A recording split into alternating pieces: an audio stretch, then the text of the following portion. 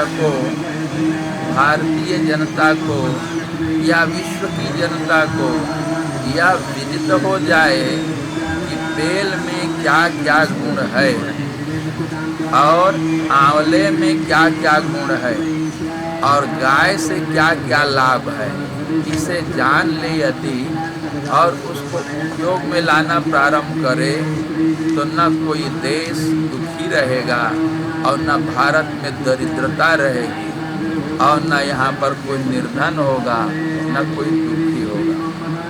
इस तीनों के महिमा को लोग जानते ही नहीं हैं। ये श्री सूक्त का पाठ कर करके सृष्टते लक्ष्मी से पत्नियाँ इत्यादि होम करते हैं। वो पूरा का पूरा श्री सूक्त सुवर्ण बनाने की विधि का वर्णन करता है, इसे जानने की अपेक्षा है। दूसरे में बिल्व में इतना उसका नाम ही है श्री वृक्ष, और किसी वृक्ष को श्री वृक्ष नहीं कहा गया।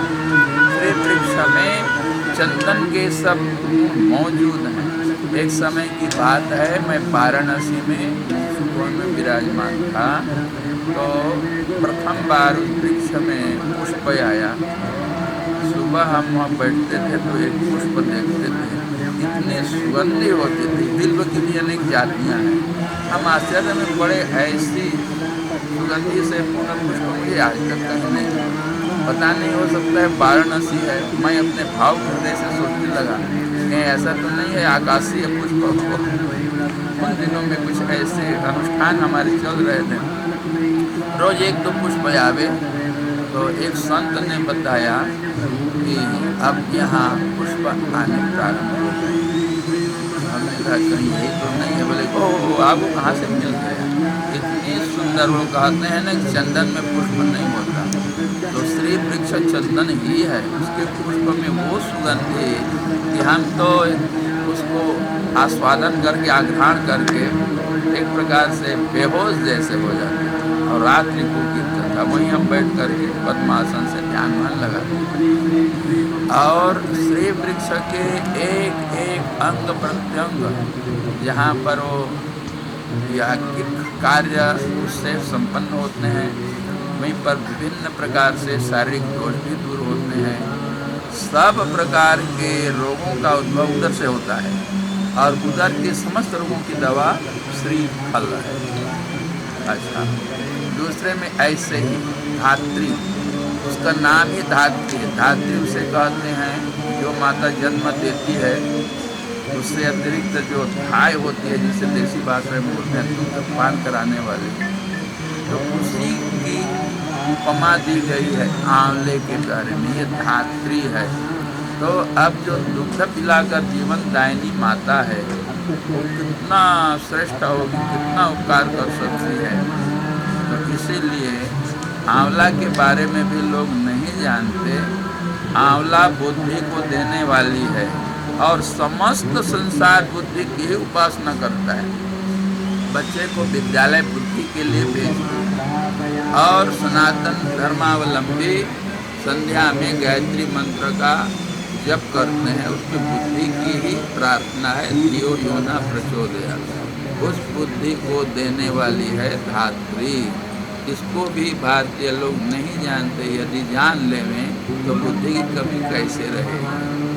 और उसके सेवन करने के विविध उपायों को संतों ने गोपनीय रखा। धीरे धीरे वो दूर होते गए। नहीं तो कोई भी मंदबुद्धि भारत में नहीं हो।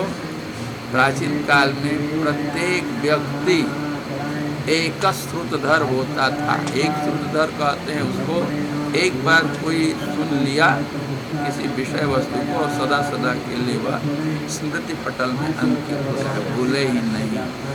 और इसी प्रकार से गौ है। गौ के बारे में जितनी महिमा कही जाए वो स्वल्प ही है।